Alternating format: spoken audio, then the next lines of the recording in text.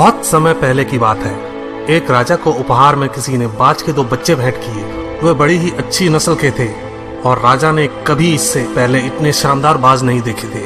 राजा ने उनकी देखभाल के लिए एक अनुभवी आदमी को नियुक्त कर दिया। जब कुछ महीने बीत गए तो राजा ने बाजों को देखने का मन बनाया और उस जगह पहुंच गए जहां उन्हें पाला जा रहा था। राजा ने देखा कि दोनों बाज काफी बड़े हो चुके थे और अब पहले से भी शानदार लग रहे थे। राजा ने बाजों की देखभाल कर रहे आदमी से कहा, मैं इनकी उड़ान देखना चाहता हूँ, तुम इन्हें उड़ने का इशारा करो।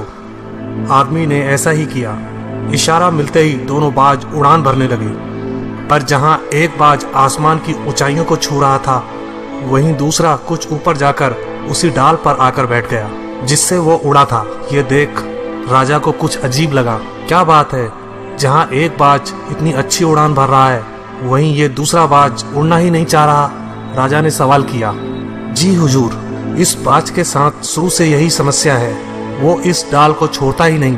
राजा को दोनों ही बाज प्रिय थे और वो दूसरे बाज को भी उसी तरह उड़ना देखना चाहते थे। अगले दिन पूरे राज्य में ऐलान कर दिया गया, जो व्यक्ति इस बाज को ऊंचा उड़ाने में कामयाब होगा उसे ढेरों इनाम दिया जाएगा।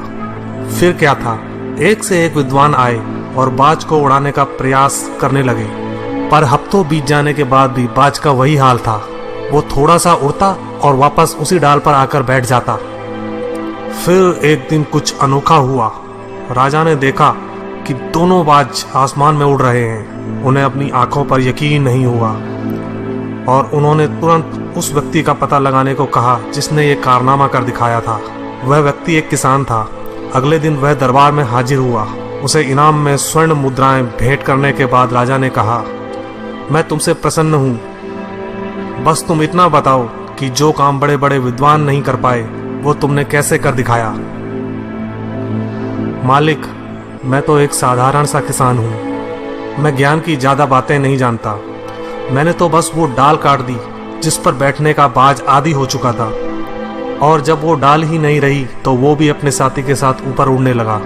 दोस्तों, हम सभी ऊंचा उड़ने के लिए ही बने हैं, लेकिन कई बार हम जो कर रहे होते हैं उसके इतने आदी हो जाते हैं कि अपनी उड़ान भरने की, कुछ बड़ा करने की काबिलियत को भूल जाते हैं। यदि आप भी सालों से किसी ऐसे काम में लगे हैं जो आपके सही पोटेंशियल के मुताबिक नहीं है, तो एक बार जरूर सोचिए कि कहीं आपको भी उस डाल को काटने की जरूरत तो नहीं जिस पर आप बैठे हैं।